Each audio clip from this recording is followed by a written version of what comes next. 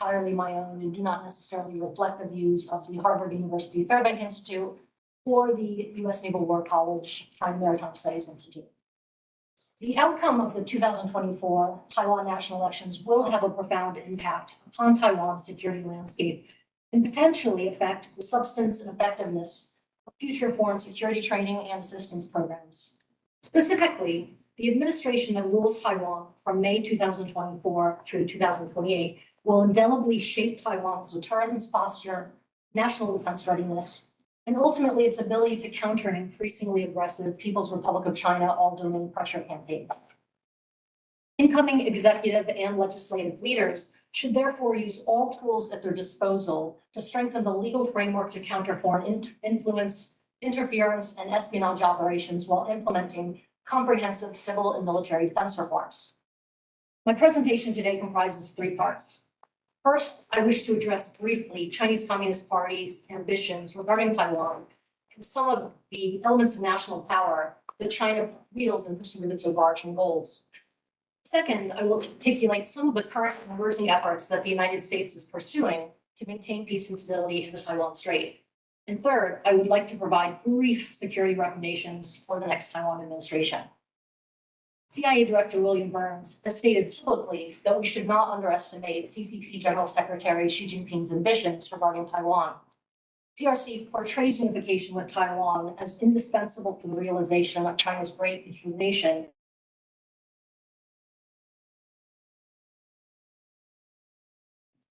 General Secretary Xi also made it clear during his report to the 20th National Congress that while China would continue to pursue peaceful unification, it would never promise to renounce the use of force and reserves the option of taking all measures necessary in pursuit of that goal. Director Burns confirmed that Xi has instructed the People's Liberation Army to be ready by 2027 to conduct a successful invasion, although this date refers specifically to the capability rather than the intent to pursue coercive unification. Moreover, Admiral John Aquilino, U.S. Indo-PACOM commander, stated before a congressional hearing that the CCP has now directed 2027 as the target for the PLA to deliver the capabilities needed to counter the U.S. military in the Indo-Pacific and project power across the globe. The PRC is consequently employing all elements of national power to include military, economic, legal, informational, and diplomatic tools in pursuit of its overarching strategic goals to include Taiwan unification. Yet, as scholars and pundits alike pondered the lessons that General Secretary Xi and other senior Chinese political and military leaders are learning from the Russian invasion of Ukraine, it is worth noting that many of Xi's policies are also arguably meant to bolster CCP resiliency in the face of internal and external threats, to include the threat of serious international repercussions for a decision to pursue coercive military actions against Taiwan. Allow me to mention some brief examples of broad measures and programs that Xi has already undertaken. Beijing authorities have wielded ideological and educational policies to inculcate PRC citizens with patriotic values, increase their identification with and loyalty to the party state, which arguably has helped facilitate support for hardline policies against Taiwan. China employs digital authoritarianism to implement strict censorship at home and uses deceptive and coercive methods to influence the information environment abroad, which includes protecting and promoting its narratives on Taiwan. The CCP is systematically acquiring intellectual property, critical research, and technology necessary to advance core military and economic goals through its military-civil fusion strategy, which feeds into larger efforts to prepare for a Taiwan contingency. PRC employs a progressive, evolving, and frequently opaque policies and tactics, which Liza Tobin describes as brute force economics, to provide key domestic firms with a substantial competitive advantage abroad. Along these lines, the PRC is also placing export restrictions on current critical minerals to include those used in semiconductors and electric vehicle batteries. Various strategies increase the clout of PRC firms as well as the perceived value of PRC goods and services abroad might make some Western countries more hesitant to enact sanctions during a conflict for fear that it will harm their own economies as well as disrupt global supply chains. General Secretary Xi Jinping may well believe that the policies and practices such as these collectively make the Chinese Communist Party more resilient and resistant to international pressure if it chooses to conduct an island seizure, military blockade, or invasion of Taiwan. In the face of an authoritarian regime that seeks to maintain power at home and project it abroad, how does the United States intend to maintain peace, security, and stability in the Western Pacific and support Taiwan's efforts to resist coercion in line with the Taiwan Relations Act? The 2022 Indo-Pacific Strategy of the United States articulates that Washington will work with regional and international partners to maintain peace and stability in the Taiwan Strait, including by supporting Taiwan's self-defense capabilities to ensure an environment in which Taiwan's future is determined peacefully and according with the wishes and best interests of the Taiwan people. In support of the strategy, the United States Congress will soon undertake its final review of the draft 2024 National Defense Authorization Act, which includes a number of key sections focused specifically on Taiwan defense matters. Perhaps most critically, Section 1342 instructs the Secretary of Defense, with the concurrence of the Secretary of State, and in consultation with appropriate Taiwan officials, to establish a comprehensive training, advising, and institutional capacity building program for the military forces of Taiwan, which aims to develop and execute a layered defense strategy, enhance interoperability between U.S. and Taiwan military forces, encourage bilateral information sharing, promote joint force development, and improve professional military education and civilian control of the military. This program strives to address current tactical and operational deficits that hinder Taiwan's ability to conduct an effective layered defense, including in support of an asymmetric defense strategy, build a robust joint fighting force, including through the use of military training, exercises, and planning, reform and integrate reserve forces, employ U.S. defense articles and services transferred from the United States to Taiwan, enable civil military integration, promote Taiwan's ability to participate in appropriate bilateral and multilateral exercises, and strengthen Taiwan's defensive cyber capabilities and practices. While the 2024 NDAA represents a powerful U.S. commitment to buttressing Taiwan's ability to deter and resist aggression, the implementation of this comprehensive training, advising, institutional capacity building program is impossible without the concurrence and active support of Taiwan's leaders. Specifically, I would recommend, again, scholar speaking only for myself, that the next administration commit to practices and policies that protect Taiwan's national security interests and deepen defense reforms, to include the following. 1, maintain Taiwan's sovereign status. Taiwan's political and military leadership cannot afford to compromise national security by failing to protect critical information, infrastructure, and key resources, or by enacting policies that effectively cede authority or decision-making space to an adversarial power. 2, implement a rigorous and effective one-year conscription program. Empower Taiwanese youth by providing them with the necessary training and skills to confidently support a layered defense strategy during a crisis. A return to a 4-month conscription program would send a signal that Taiwan is not serious about maintaining a credible defense capability. And 3, develop a robust and multifaceted civil defense capacity.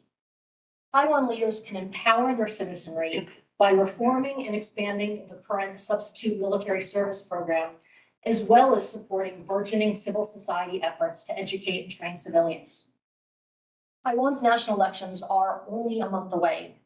The decisions that the Taiwanese people make on January 13th, 2024 will shape not just their national security, strategic, and defense posture, but ultimately the very survival of their democracy. Yet, no matter who occupies the presidential office building or legislative yuan, the United States and other core democratic powers and partners are willing and ready to stand with Taiwan. Thanks so much, Julia. I think you really underscored the consequential nature of this election, and I think it's safe to provide a lot of thinking for thought there in terms of whatever administration, the next president, or whoever controls the legislative branch needs to take into account of, I think, the importance of not only the election itself, but the implementation of these continuing measures that you've highlighted that will be critical for its national security. And I think despite some worrying, sort of statements made by several, some political candidates with regards to how they might approach these issues, I think for the most part, these appears to be more political statements for electioneering. And hopefully, some of the measures that the current Taiwan administration has made with regards to its defense posture and its readiness will not be rolled back in a future administration, given the importance of some of really these, I think, critical areas where the United States is really moving forward in assisting Taiwan and its defense, and that needs to be carried over in any future administration within Taiwan. And so I think we present a lot of good ideas and important advice there. Finally, let me turn it over to Bob. Close us out. Thanks very much. My purpose here today is to look at the implications of the elections for U.S. policy toward China and Taiwan. And so I'm going to focus on that. And obviously, from the perspective of somebody who works in Washington and follows U.S. policy toward China and Taiwan quite closely. And what you find here in the background is that just to echo Brian's point, the attention that Taiwan has gotten over the last 3 years has been absolutely extraordinary. And you look at the commentary and the literature, the debates we've been having in the United States among the policy elites, it's been very active, with all sorts of recommendations laid out at various times. It intensified with the Russian invasion of Ukraine. It intensified with Nancy Pelosi's visit to Taiwan. It was an extraordinary outpouring at that particular juncture. And some of the common themes that you find is that a sense that American policy needs to be more moderate in various ways, and a strong emphasis on reassurance. We need to reassure Beijing in this kind of situation. And so, that leads me, and I applaud this kind of effort. It's very nuanced, intricate analysis by various specialists. Somebody that works in the intelligence community for a long time, that's what you want. You want that kind of intricate assessment. An academic tends to want that. But as an analyst who looks at U.S. policy toward China and had worked for Congress for a long time, what I see is something different. What I see is that, okay, this debate has been going on for 3 years. What's the result? What has changed as a result of this debate? And frankly, I don't think much has changed. What I see is an ever more growing hardening of U.S. policy toward China. This has been going on for 6 years, first here in Washington, but then spreading and becoming more, it has great momentum. And bipartisan majorities of Congress support this. And this seems to be the defining factor, the factor that will determine the reaction of the United States and viewing the implications for the election in Taiwan. And so the point I'm raising here is a little bit counter to maybe what some of these others would think. But my assessment is it demonstrates why the election is unlikely to represent a turning point in U.S. policy toward Taiwan and China in 2024. The main reason for continuity in U.S. policy toward Taiwan and China is the strong momentum behind ever-growing U.S. efforts to counter serious challenges posed by the Chinese government and Taiwan's important role in countering the most serious Chinese challenges. I think that will override. Other reasons for this include the little possibility that Taiwan's new president will take strong provocative actions against Beijing.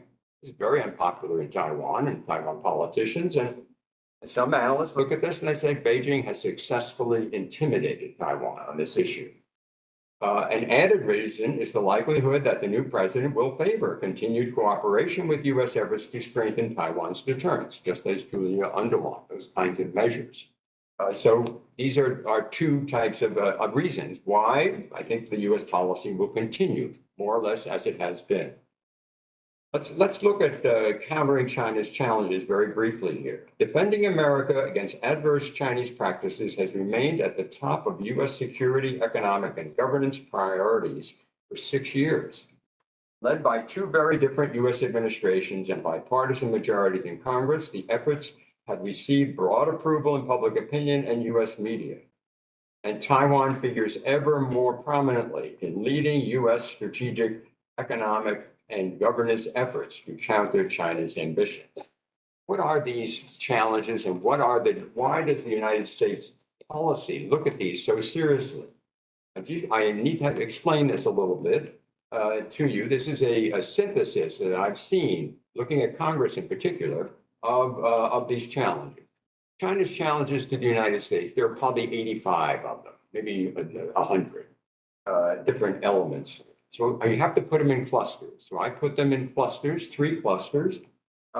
The first category here is strategic, military. 3 decades of rapid development of modern Chinese military power is tipping the balance in the Indo-Pacific, supporting Chinese territorial expansionism, and undermining U.S. alliances and partnerships in seeking dominance in the region. The second is economic. Similarly, strong, long-standing state-directed development practices that plunder foreign intellectual property rights, massively intervene with wide-ranging and well-financed Chinese party-state measures, undermining international competitors, and now seeking dominance in major world high-technology industries and related military power to displace the United States. And third is the challenge to Chinese of governance. Beijing's is egregious as it leverages economic dependence, influence operations, including pervasive corruption and elite capture and control of important infrastructure to compel deference to its preferences. It thereby legitimates predatory Chinese economic practices and territorial expansionism, opposes accountable governance, human rights, and democracy, opposes U.S. alliances, and supports violent expansionism of Putin and abusive authoritarian rule of other such leaders. 2 challenges are particularly dangerous existential threats to fundamental American national security and well-being. This has been the case in 2018. The first is the Chinese effort to undermine U.S. power and influence in and dominate Asia. The second is the Chinese effort to seek dominance in the high technology industries of the future. Such dominance will make America subservient to Chinese economic power. And because such technology is essential to modern national security, subservient to Chinese military. Seeking to avoid Chinese dominance has remained a strong overall driver of the efforts of bipartisan majorities of Congress and administration partners to defend America against China's challenges. That's very important to understand. What's driving this? And I'm obviously editorializing here, I'm synthesizing it, but this sense that we'll be dominated. This is a very powerful sense. And people don't talk about it very much, but it's a fundamental driver of this situation. So where does Taiwan figure in this situation? Taiwan figures ever more prominently in all 3 of these clusters. Taiwan's key location and its role in the Indo-Pacific region are highly valued by U.S. policymakers seeking to counter adverse Chinese advances. Taiwan's high technology industries represent a critical element in U.S. economic competition with Beijing. Taiwan's political democracy, which we've talked about today, free market economy, international norms, support U.S. leaders seeking to protect existing international order from Chinese challenges. Meanwhile, there are other factors at play here as well. Beijing's heavy pressure on Taiwan, military, diplomatic, and economic, is trying to change the status quo in the Taiwan Straits. And the U.S. is determined to change it back, to counter that. Greater support for Taiwan features incrementally but substantial military, diplomatic, and military advances in U.S. government support for Taiwan. The practices are said to remain in line with the broad-ranging definition of Washington's one China policy. Notable here is President Biden's remarks on Taiwan that we're all familiar with. And now we have the war in Gaza and we have the Biden-Xi summit. And will this change the situation? And I don't think it has. I see an ongoing effort here. And you look at the record, there's plenty of evidence to show the efforts, just like the National Defense Authorization Act, full of this stuff, moving forward, ever more improving relations with Taiwan, but against China in particular. So let's look at the 2 candidates, Mr. Lai, and he's widely predicted to continue the ever closer relations with the United States developed by outgoing President Tsai. Ladies and gentlemen, cooperation between Washington and Taipei in dealing with China is closer now than at any time since the height of the Cold War. I mean, even in the latter period of Chiang Kai-shek, I think it was worse. It's not as good as this. The main opponent, Mr. Ho, maintains his party maintains regular contacts with the Chinese Communist Party. And he's identified with policies that are a bit more in line with what Beijing would prefer in Taiwan. Nonetheless, public opinion in Taiwan has compelled him to downplay the KMT's past adherence to these kinds of policies. And his associates have worked hard, he and his associates have worked hard to reassure US officials and opinion leaders that they will cooperate in the way that Julia talked about with the United States. At the same time, Mr. Ho and the KMT are viewed with suspicion by some in Congress and some opinion leaders.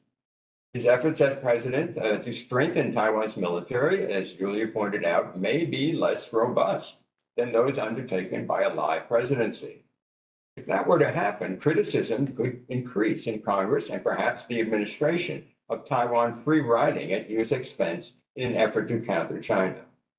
However, given Taiwan's important role in US efforts to counter Chinese challenges, the Biden government in the last year of its term seems less likely than critics in Congress to publicly turn against the Taiwan president. So that's the short-term outlook, 2024. When you look further out, then you have what I think could be an inflection point. And that inflection point will be the US election. And what happens in the US election could matter a lot because Donald Trump and America First politicians have a very different view of how to handle the China and Taiwan situation. And the record on Mr. Trump's behavior in his administration showed ineffectiveness. Ineffectiveness because of his unpredictability, because of the way he treated allies and partners, and his willing to accommodate Beijing in a variety of different ways. So this could change the situation a lot, particularly on the America First side, if you have a president in Taiwan that is free riding or seen as free riding. You could have a lot of friction as a result of that. For now, and for 2024, I don't see a big change here. I think it's fairly clear that this underlying concern in the United States has overridden the various intricacies that have been talked about in the 3 years of discussion. And please just look at the record. All of this discussion, where is it showing in the policy? Policy is moving in a very different way. It's not doing these things. So I'll stop there. Thank you very much, Bob. I think you really helped to shed light on the importance of looking at structural drivers for assessing continuity with change. And I think it was really helpful to understand how you see these structural drivers that will lend itself to continuity in the US approach to Taiwan and China, at least in the near term. And obviously some of the variables that may come to play in agency matters that could greatly impact US approach to cross-strait relations. To some extent, that also kind of dovetails back to trying to understand really some of the domestic variables within Taiwan that can also, to some extent, affect cross-strait or US-Taiwan relations. And that I think relates to issues of whether or not the KMT is able to reform, and that will be I think it's a crucial variable going forward as to its own viability as a competitive political party and a representative of the interest of the people of Taiwan. So we do have some time now for moderated discussion, and I do want to open up for Q&A to take some questions from the audience here, as well as those joining us online. Again, for those of you joining us online, you can send your questions to contact@globaltaiwan.org or tweet us on X, and also use the chat function on the YouTube page. So I'm going to exercise the moderator's prerogative here and ask a question for our panelists. And this returns back to the question I teed up, I believe, following those initial remarks. And this is, I think my sense of the thread that I hear from both Bo and Brian's comments, and some of Bob's, comments also is that there's an expectation right now that, that Ching-te, will, could win the presidency. And if that is the case, Bo, I think you pointed out that, you expect him to potentially get 40%, of the vote, around 40% of the popular vote of the vote cast. And that would be, of course, less than 50 and much less than the majority that Taiwan received in the 2020 election. And so, expecting perhaps a weaker mandate, if that is the case. And also, in addition to that, the expectation here, and the assumption here going in is that there is going to be a divided government, a minority government with a much weaker control of the legislature. By the ruling coalition, given the power of the rising influence of the TPP, the Taiwan People's Party, headed by Kuomintang. And despite him not seeming unlikely to win the presidency, his party still stands poised to be potentially a decisive swing sort of party that could affect policy deliberation and implementation. So I want to so with that as a sort of the framing of the premise of what we might expect going, into after this election, what are the implications for cross-strait policy, for defense and security policies, and what is your sense in terms of how those issues might affect how those issues will play out in 2024 and beyond? Anyone would like to take that question? But because we're kind of sort of looking at a sort of a potentially a 2008, sort of replay. Well, not entirely the same. There are obviously differences, but that was the period of a lot of gridlocks, within the legislature, and with the issues that Julia teed up with, the importance of implementation and further. The furtherance of some of these measures that will require concurrence and implementation and worked jointly. How do you see these sort of issues playing out in following the elections? You're looking at me. I'm looking at you. I pick up on something that Bob said, which I think I was in effect I agree with. So if the it's probably right that those suspicions that some people have in Congress about the KMT are valid, and they should be watched. And that's something to work on. So in terms of what we can do, what we need to do going forward is more work needs to be done by concerned people here to communicate to their KMT friends and counterparts that they've got to get on board with these programs that Julie outlined, that Bob mentioned, that that are these are ongoing structural things that need to be done regardless of who's in power, and they have to stop fooling around. Really. I mean, they've been flirting back and forth because of the different people in the KMT is a sort of disparate thing. It's not holding together very well. So there certainly there are people in the KMT who are easily on board with this, no problem. It's not going to be an issue, but there are others who aren't. Right. So who has the upper ear right now? I'm hesitant because of Ho himself is probably a reliable person as an individual, but look who he had to pick as a vice presidential candidate. He felt compelled to pick this non-reliable person as a vice presidential candidate. And Eric Chu is probably reliable as well, but look who he felt like he had to put at the #1 slot on the party list, a non-reliable person. So there's unreliable people apparently in key positions in the KMT. So just to clarify what the party list is, so that perhaps some of the audience members may not be familiar with what Okay, that so is. don't want to put my slide back up, there's many numbers, but there are actually two different votes. People vote in Taiwan they vote for their district candidates, which is basically the same as in the US, a single member district.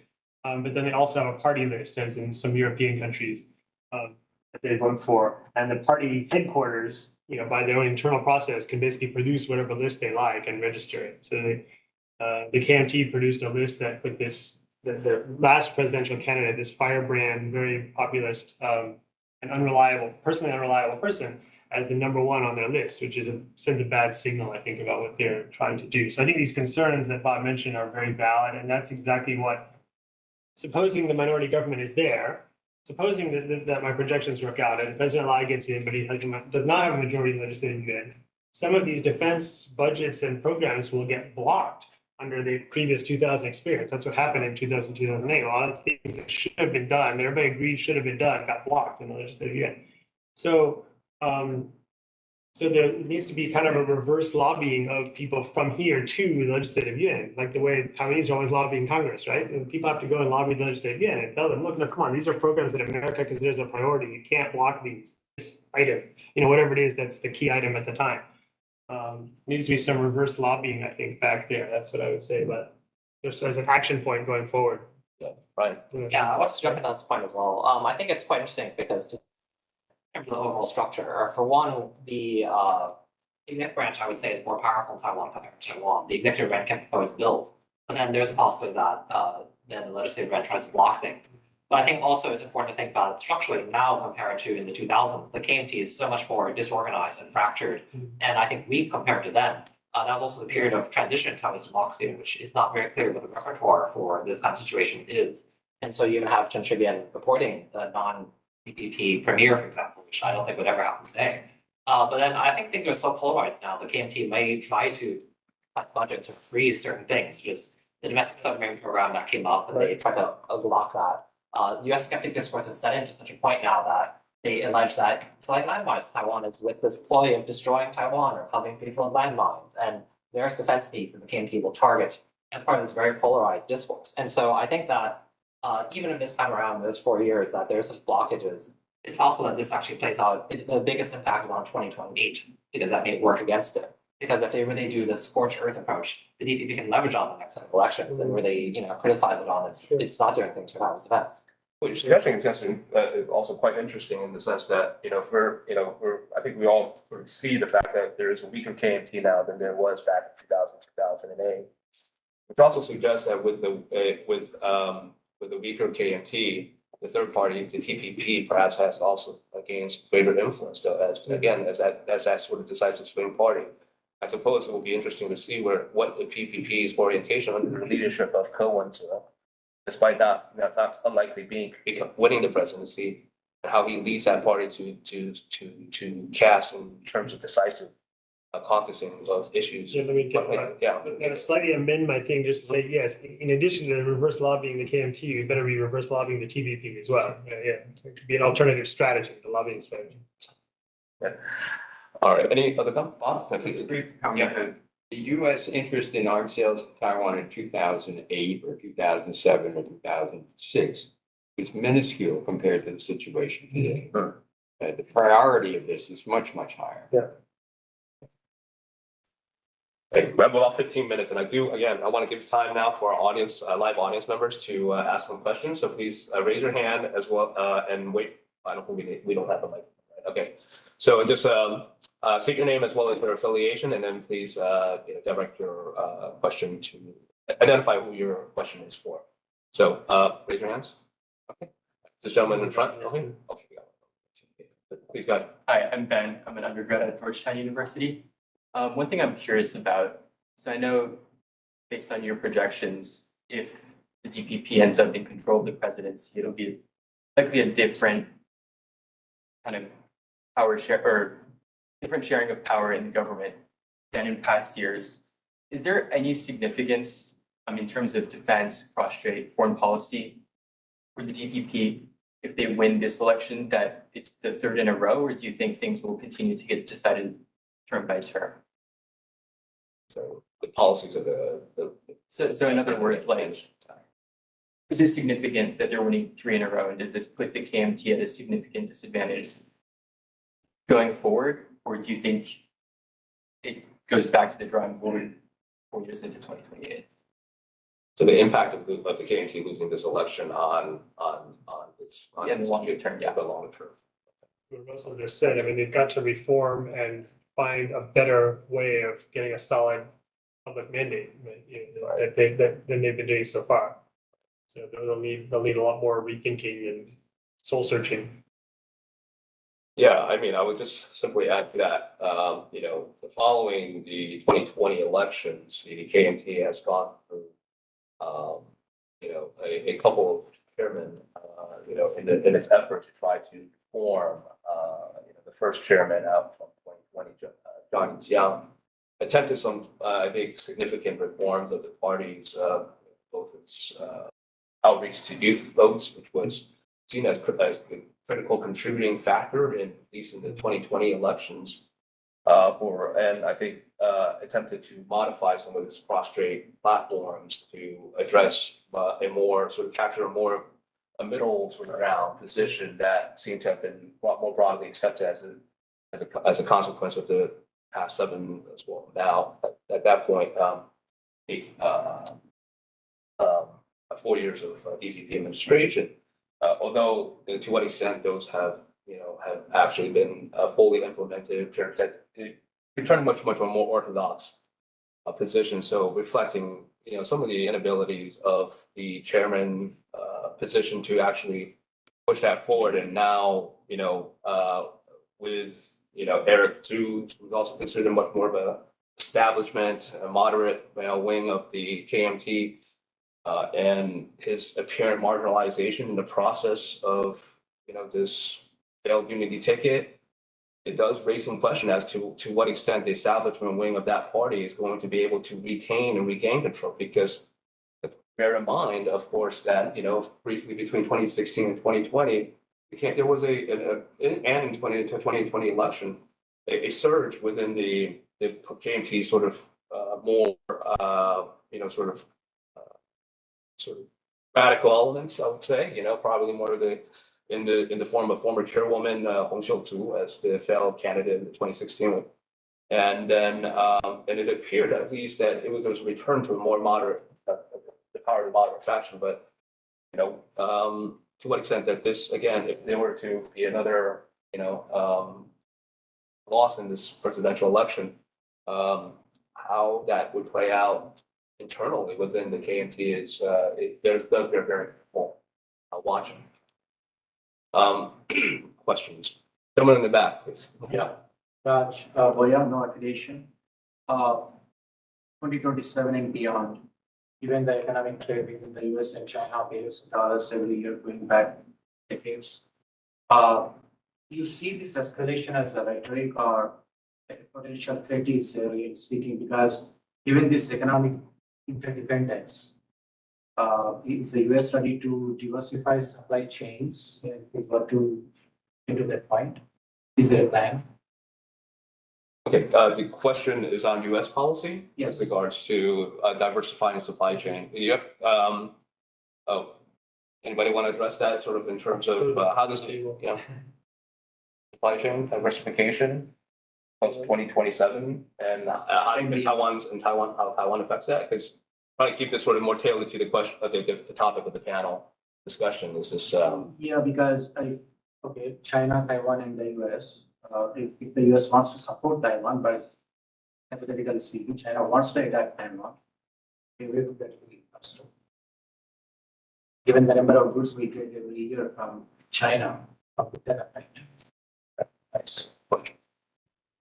nice. Yeah, unfortunately, I think a lot of us are here are political scientists, and so I think your question as it relates to the impact of greater economic interdependence and how that might impact cross-trade relations or U.S. approach to. You just make one comment, Russell. Yeah, I think there's just going to be more de-risking. There's going to be more, disengagement. I'm not sure how far it's going to go. The momentum is still there. It's not gone away at all. And so I think that's a trend that you should watch. And how is that going to lead to disengagement? I don't think so at all. But the point is that if we are still, the United States is still in the process of identifying challenges and trying to defend against them. That's the U.S. government. That's what they're doing. And so, and there are just so many of them. New ones come up all the time. So it's an ongoing process at this point. Mr. Trump could change that. He definitely could change that situation. But you see now, it's just this ongoing effort. I would just add that I think there's a broader consideration here in the United States to look at geoeconomic tools as a means to be able to enhance the U.S.-Taiwan partnership. In fact, TTL, we have a study that we're going to release tomorrow on this topic of U.S.-Taiwan geoeconomic strategy. It does address the implications of how the PRC is leveraging geoeconomic tools to, enhance its coercive capabilities over Taiwan as well as, in the Indo-Pacific. And so, we're looking at the various elements and tools of the geoeconomic strategy to bolster this partnership to strengthen collective resilience. And so I think this is an area that is ripe for greater discussion. And I think there are broader considerations both from a deterrent angle as well as for from an economic security angle for policymakers in the United States as well as in Taiwan to examine those under-leveraged tools to enhance resilience and strengthen deterrence against the PRC. Yeah, okay, yeah, there you go. And also, please, no microphone, just state your name and then. Richard Coleman, I go to Taiwan frequently and I got a chance to participate in the grassroots level award election in 2022 in Taiwan. It's quite an experience. Recently, one of the two candidates that was not alive, Mr. Lai, was quoted as saying that the job of the next Taiwanese president is to walk the line between China and the United States. It's just kind of not, if you buy into the idea that the election is a plebiscite between being a Taiwanese born in Taiwan or being a Taiwanese, Chinese living in Taiwan, if that is considered the distinction between the Kuomintang and TPP, are we in error in seeing it in those stark terms, or the people in Taiwan don't necessarily associate a vote for Kuomintang as a vote for closer ties with China, or a vote for DPP as a vote for closer ties with the United States? Yeah, I think there is often a misperception that voting for the KMT means voting for reunification, because oftentimes then you do have protest votes, particularly in local elections, such as in 2022, voting on local elections for a local issue. You don't think about the cross-strait dimension. But then in terms of the presidential election, it is definitely true that the cross-strait dimension, the issue of independence versus unification that's historically been there, is much more salient. But even if there was, let's say, a KMT president or a PAM president, I would actually not interpret that as a vote for unification. Because I think people in Taiwan have faith actually in the resilience of democratic institutions, even if there was such a precedent that there would not be the sudden unification occur. That being said, I think that people are usually vote on the basis of what the choice they think would preserve Taiwan's democratic freedoms. And currently at present, it does not seem to be the KMT. Can I say something that try to be as succinct as possible? I agree with Brian said, but just in general for everyone, just Taiwanese president, even though it's a presidential system, even though he has responsibility for defense and cross-strait and foreign affairs, Taiwanese president doesn't have the power to either unify the country or declare independence. It doesn't exist. He cannot do anything more than bully pulpit with his mouth. These require constitutional changes. The constitutional mechanism cannot be done even by a single party. So there is no such. It's kind of a red herring that this individual president could do something. So I think we should put that aside, really. And the voters in Taiwan know that. Let's just keep that in mind. Yeah, they're looking at it's much more nuanced thing. Like they might want to move a little bit faster or a little bit slower on this or that policy. Yeah. Hi, David Brown, I'm now retired. Strikes me from what I've heard that we're likely to emerge with a weak mandate for a Taiwan president, whether it's live, this seems likely, but even at home, one, he would also have a very weak mandate. And that the legislature will be divided. I think you're predicting that the DPP is the largest party, might have a shot at getting the majority. I think that's personally highly unlikely. I think it's much more likely to have a seriously divided. This seems to me to open the possibilities for the PRC to play divisive political games in Taiwan, to divide weaken the response of the executive to the challenges that Taiwan faces. Now, my question is, if your goal is to have a stronger Taiwan to resist, what are the kinds of things that the DPP, the KMT should be doing to try and bring the country together and prevent the PRC or limit the PRC's ability to do those kinds of manipulative actions? We've had suggestions about lobbying from the US, but my question is more, what sort of leadership should be coming from the two parties to avoid this kind of PRC effort to manipulate Taiwan? Julia, perhaps this is an issue that I think you Sure. mentioned. I was just in Taiwan recently and chatting with an academic about related issues.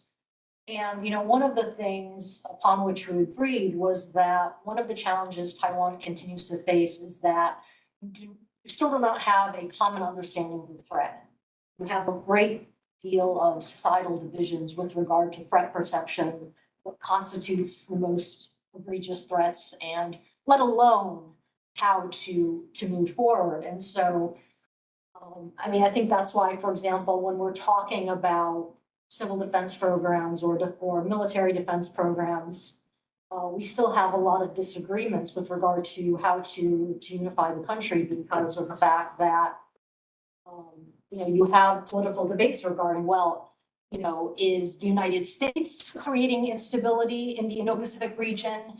Is the driving force causing instability? And if people can't even agree on these types of fundamental issues, then yes, it makes it very difficult for high-level political leaders to try and bring folks together. But what I worry about, like, for example, if you do have a live victory, is that you will see the Chinese Communist Party continuing to use the three warfares, continuing to use united front tactics as a tool to further sow discord within society, to further undermine democratic norms, and use certain politicians,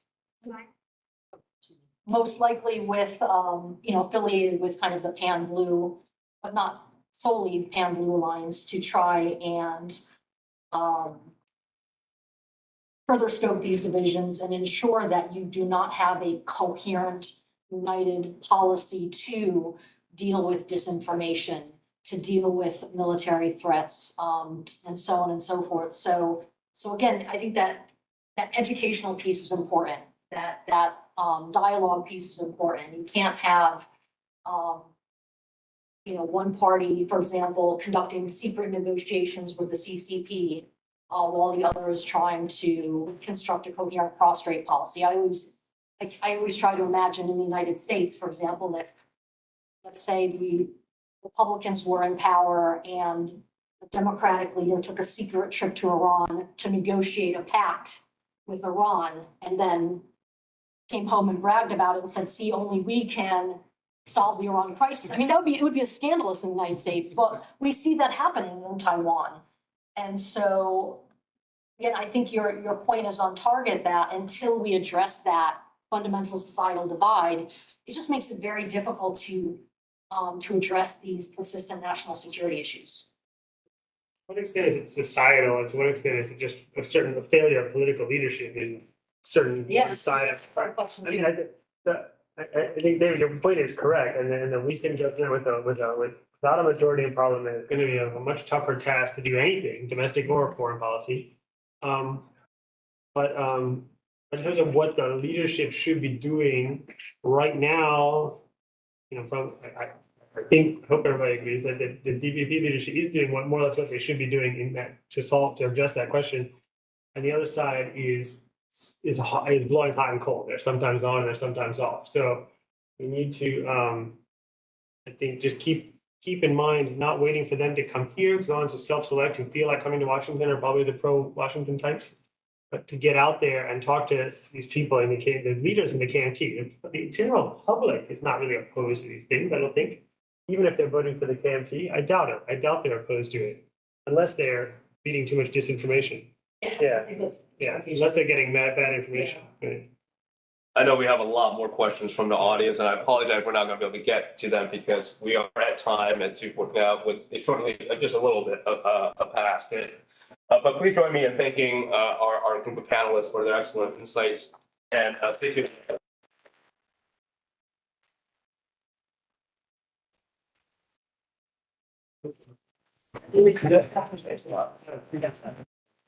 Yeah. Oh, also, why are they-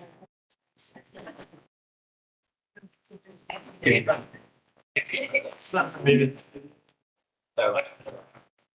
Probably, but.